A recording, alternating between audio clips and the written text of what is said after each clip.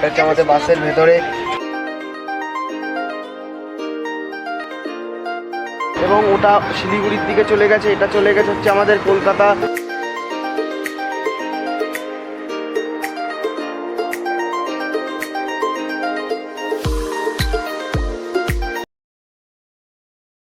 কেমন আছেন আপনারা সবাই? আপনাদের স্বাগত জানাই আজকে নতুন একটি পর্বে।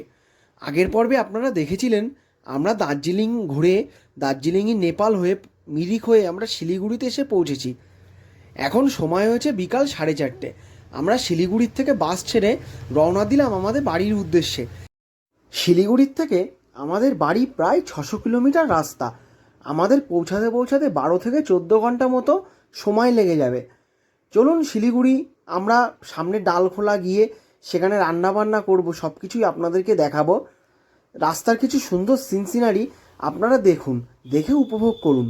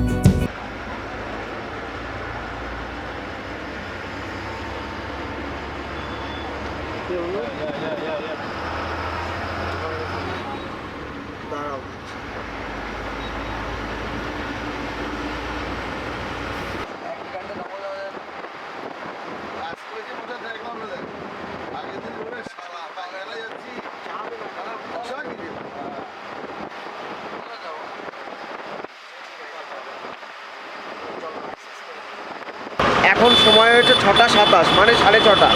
তো আমরা প্রায় 2 ঘন্টা বাস জার্নি করে আমরা এখন শিলিগুড়ি পার করে এখন আমরা হাই রোডের পাশে আমরা একটি জায়গাতে বাস দাঁড় করিয়েছি। তো তোমরা দেখতে পাচ্ছ এই যে আমাদের লোকজন এখানে চা কেনাকাটা করছে, এবং এখানে শিলিগুড়ি, এদিকে শিলিগুড়ি, এদিক থেকেই আমরা গাড়ি নিয়ে আসলাম, এবং ওটা শিলিগুড়ির দিকে চলে গেছে, এটা চলে গেছে হচ্ছে আমাদের কলকাতার দিকে। তো চলো, এখানে আমাদের বাসের প্যাসেঞ্জাররা কিছু ছাতা এবং চা কেনাকাটা করছে। এখানে পুরো লাইন দিয়ে পুরোটাই শুধু চায়ের দোকান, এবং পাশের থেকে এটা হচ্ছে 31 নম্বর ন্যাশনাল হাইওয়ে।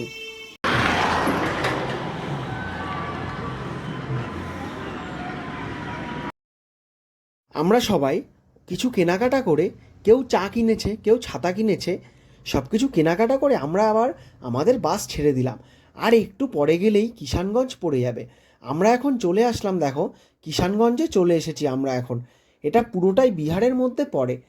শিলিগুড়ি আসতে গেলে 31 নম্বর জাতীয় সড়কের ওপর থেকে আসতে হলে একটু কিষানগঞ্জের পূর্ণিয়া ডিস্ট্রিক্টের ওপর হয়ে তারপর তোমরা শিলিগুড়িতে পৌঁছাবে।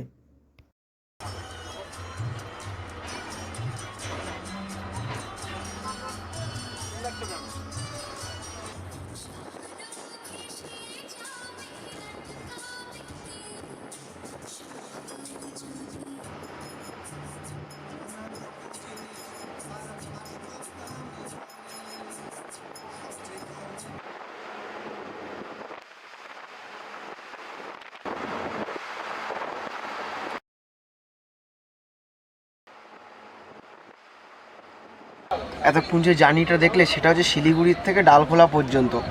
তো আমরা তার মধ্যে থেকে আমরা বিহারের কিষানগঞ্জের ওপর থেকে এসেছি।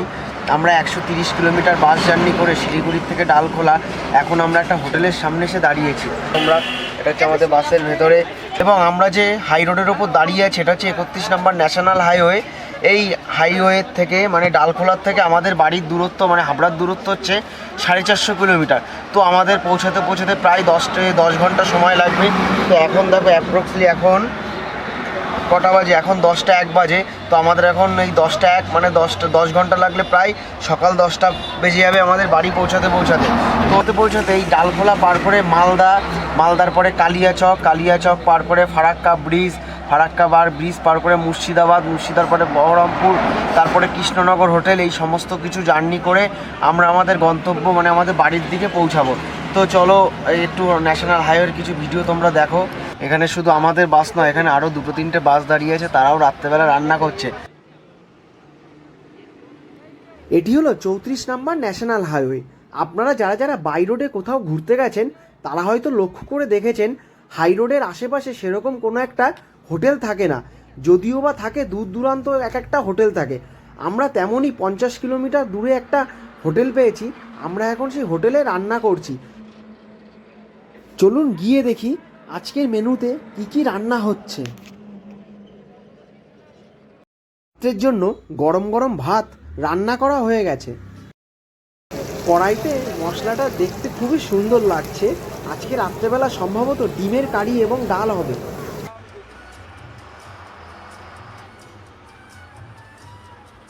আজকে রাত্রেবেলার খাবার খেয়ে দিয়ে আমরা বেরিয়ে পড়লাম আবার আমাদের বাড়ির উদ্দেশ্যে।